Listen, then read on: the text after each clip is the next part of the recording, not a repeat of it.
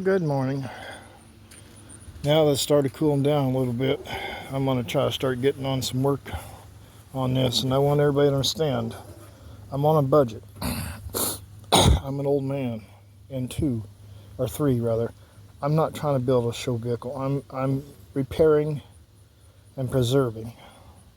Repairing and preserving. I don't have all the equipment to do like I used to do when I was young. So please understand this. It's not going to be a show truck. It's just going to be a nice old everyday driver. Now I'm going to kind of do this like it was when I first started out when I was a kid, 15 to 16 years old. So you can see the paint's gone. Clear coat, half of that's gone.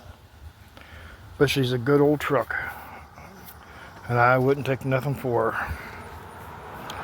Lights are still looking good. I've still got to get to this side. This is the side I haven't done. I got to get to that. The frame is good on this truck. The motor's good, tranny and everything. I just got to get in there and clean up. I'm going to put a little of that concrete prep on it, kind of just on the light stuff after I scrub it down, hose it off, let it dry. Then I'm going to put some Rust-Oleum paint on it. Okay? I'll let you look at the frame. The frame is not bad nowhere. However, because it's over 20 years old, this old gal's got a, well, I don't know, folks, but you can see it right there. There's some rust, rocker rust. And I've got metal to fix that. I've got cab corners coming because, again, I don't have all the tools to shape and do. I mean, yeah, I could fix it and repair it. But I figure it'd be easier just get a cab corner and, you know, and something else we need to understand.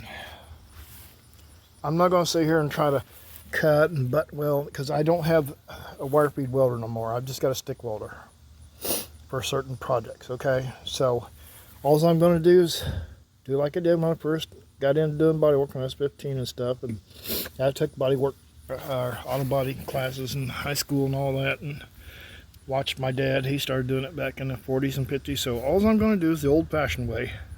You older guys, you know what I'm talking about. I'm going to cut it. I'm going to see where my panel is. I'm going to say it comes to here, or say it comes to here. I'm going to cut it down here, just past the rust, grind it down, clean it up inside, put some prep on it. Then I'm going to put pop rivets on it. But before I put pop rivets in, I'll put a thin layer of sealant in there, put the panel on, drill my hole and put my pop rivets on. That's all I'm going to do. I'm not welding and all, butt welding and all that. I don't have the equipment to do it. Same thing here. I'm going to do that. As you can see, the frame is not rotted. It's got, yes, got a little surface rust. I'm going to repair this bed, but eventually there will be a flatbed put on here. I've got a, I don't know, shame on you Dodge for making a thin ass bumper. But if you can see it in there, I got this huge heavy bumper in there. I think it's 1/8 inch steel, 1/4 inch steel. This is good. It does not have a hole. It just got rust, surface rust on it. I'll clean that up. I'll clean this up. And again, I'm going to put a flatbed on this. I'm not going to pay $800 here where I'm at in the Midwest for a truck that's already got rust on it. Or a truck that's already got rust. I'm not doing that. I'd rather put a flatbed on it, and because I don't have the money for a steel flatbed right now, I'm just going to make a wood flatbed, and that'll be fine. Again, I might not even do this. I may just say screw the bed, just concentrate on my truck. This side is not as bad. Again, cut it, put a rocker in, patch this down in here. There's only a couple spots. Fix this surface stuff on this door. That's all it is. Then I'm going to sand it down. No judgment, don't cry about what I'm about to say. Yes, I'm going to use Rust-Oleum truck and tractor paint. I'm going to use the hardener. I've used it many times over the years. I've used also regular automotive paint, and then I'll paint the frame too with Rust-Oleum with the hardener on it to keep it from being chipped, but it'll help it keep it from rusting again here in the Midwest. Then every year after I get it done, I'll put some of that on the frame, and underneath I'll spray some kind of wood film or something under it. But I'm gonna paint it. Should be fine. This bed, when I got to my brother's, he says, "Oh man, I got sheet metal out here." Guys, and I'm gonna show you something. I'm gonna be real here, because that's just the way I am. Look at this. This is the scene for the bed.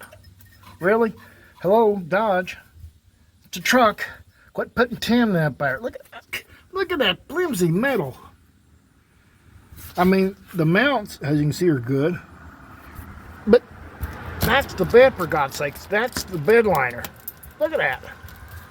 For love of God, come on, Dodge, Chevrolet, and everybody else. Don't.